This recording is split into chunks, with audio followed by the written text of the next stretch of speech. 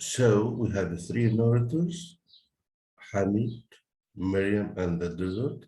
The action takes place in less than a day, but with a flashback, three of consciousness technique.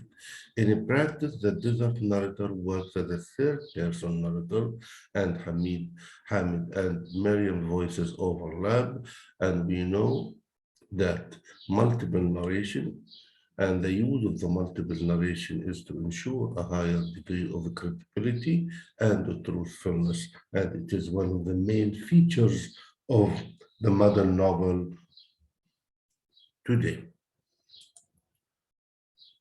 Samir Dayal notes, Kanafani is perfectly aware of instances in which the reader's credulity is tested in an author's note to the first story.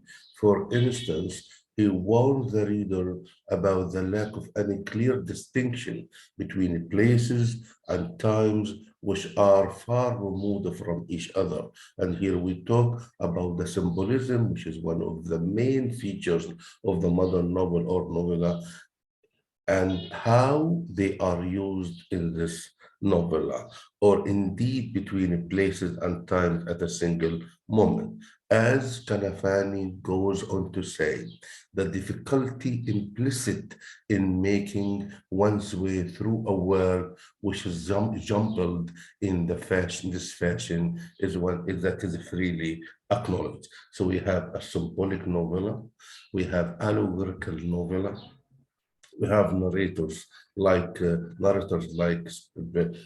places, time, and the desert, along with the human characters, Hamid, Maryam, and Zakaria.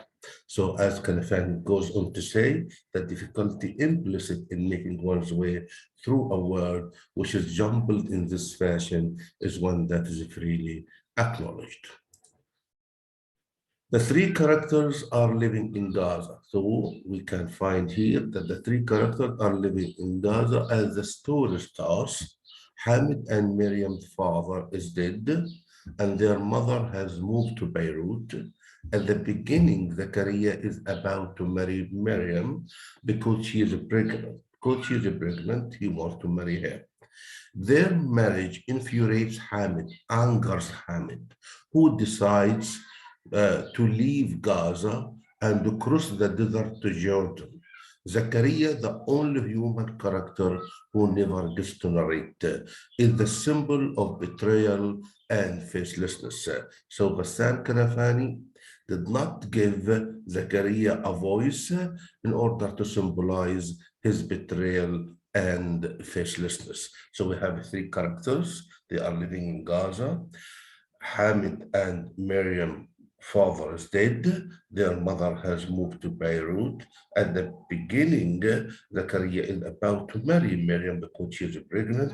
This marriage angers Hamid, who decides to leave Gaza and cross the desert to Jordan. Zakaria is the only human character who never gets the chance to narrate. It is a symbol of his betrayal and facelessness. On one occasion, a group of Palestinian youth is rounded up by Israelis and asked about a man named Salim. No one comes forward till Zakaria says he knows who Salim is. At that point, Salim himself comes forward without waiting to be pulled out and is duly taken away and shot. So this experience shows what kind of character we have, Zakaria, and he is portrayed negatively as a collaborator with the Israeli occupation by pointing about a man whose name Salim. No one comes forward till Zakaria says he knows who Salim is, and at this point Salim was taken by the Israeli forces and shot, killed. Hamid hates Zakaria for his betrayal. Hamid hates Zakaria for his betrayal and is nauseated by the thought of him marrying his sister.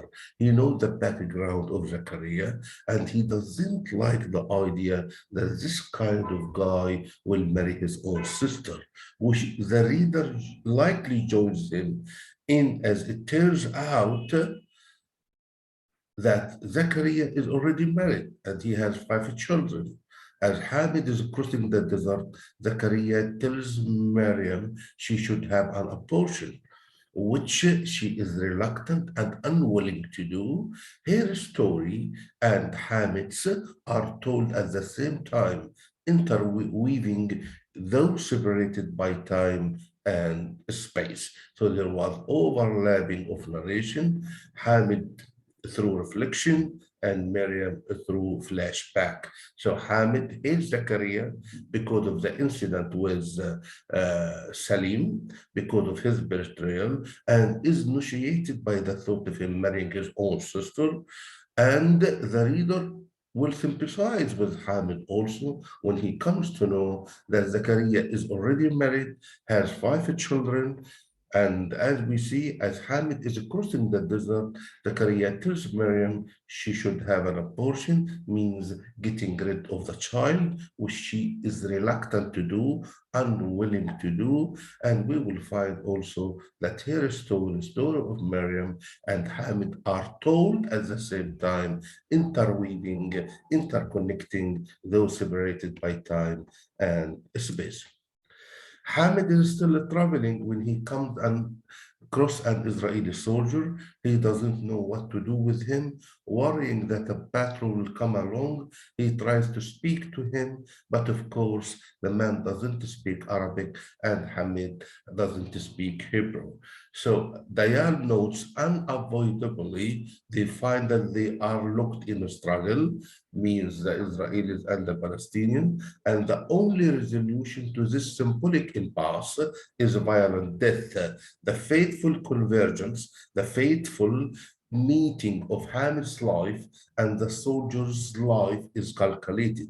And of course, to evoke the large political resonance, that to say the hysterical enmity, hostility between the Palestinians and the Israelis. So Hamid is traveling when he comes across an Israeli soldier in the desert. He doesn't know what to do with him, worrying that the battle will come along. He tried to speak to him, but of course the man doesn't speak Arabic and Hamid doesn't speak Hebrew. Unavoidably, they find that they are locked in a struggle. The only resolution to the symbolic impasse is a violent death. The fateful convergence of Hamid's life and soldier's life is calculated, and of course to evoke the larger political resonance, and that to say about the historical enmity between Palestine and the Israelis, who took our land and uprooted the Palestinians who are living as refugees all over the world.